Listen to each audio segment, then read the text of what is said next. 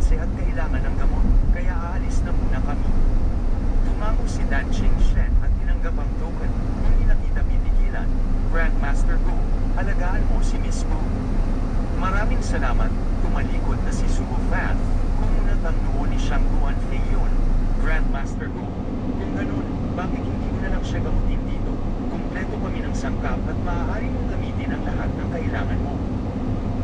Hindi na po, napakamot si Suo Fan at ngumiti ng pilit. Salamat, pero ang paggawa ng gamot para sa pinsan ko ay komplikado at hindi pwedeng gawin basta-basta. Mayroon pa akong mga nakahandang pil sa bahay. Mas mabuting umuwi agad kami para maiwasan ang panganib. Sumingkit ang mga mata ni Billy Jingwei. Kung ganun, hindi ka na namin titigilan, Grandmaster Gu. Pero dapat ay maghanda ka na. Sa loob ng 5 araw, aalis na tayo patungong Imperial Capital. Kailangang siguraduhin mo na may sapat na gamot si Miss Gu sa paglalakbay. Napatanga si Suo Fan, ngunit napilitan siyang tumango bago tuluyang umalis kasama si Shangguan Qinyan. Buwan ng kahina-hinalang bagay ang mga sinabi ni Grandmaster Gu. Tumingin si Dan Shen sa dalawa. Kung talagang ganun kalala ang sakit ni Miss Gu, bakit niya iiwan ang gamot sa bahay? Masyadong alangan ang kilos nila. Siyempre alangan, kasi mahirap para sa dalawang bag itong especially iya ang manatiling kalmado sa harap natin. Natural lang na mag-blush. Kumaway si Shangguan Fei yun na para bang walang halaga yun. Nabigla si Dan Shen.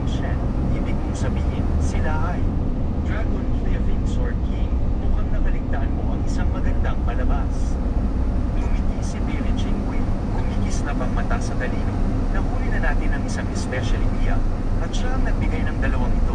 Nagpadala ang Shangguan clan ng isa para sa hayagan at isa para sa palihim. Pero hindi nila alam na kahit anong gawin nila, sila mismo ang nahulog sa ating patibong. Napasingap si Dan Shen. Tama nga ang sinabi niya.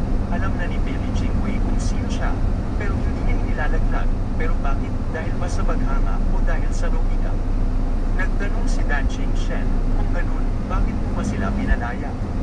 Hihihi, ngumiti si Billy Jingwei. Si Grandmaster Gu ay pambihira, isang bihirang alchemical genius.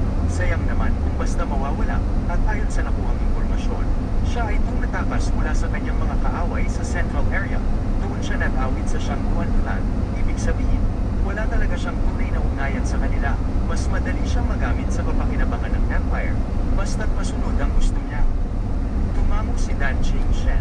Tama, gagawin ko rin ang lahat para magamit ang ganitong talento, pero bakit hindi mo na lang siya ilandad at agad na kunin? Kung ganun, hindi ba sigurado na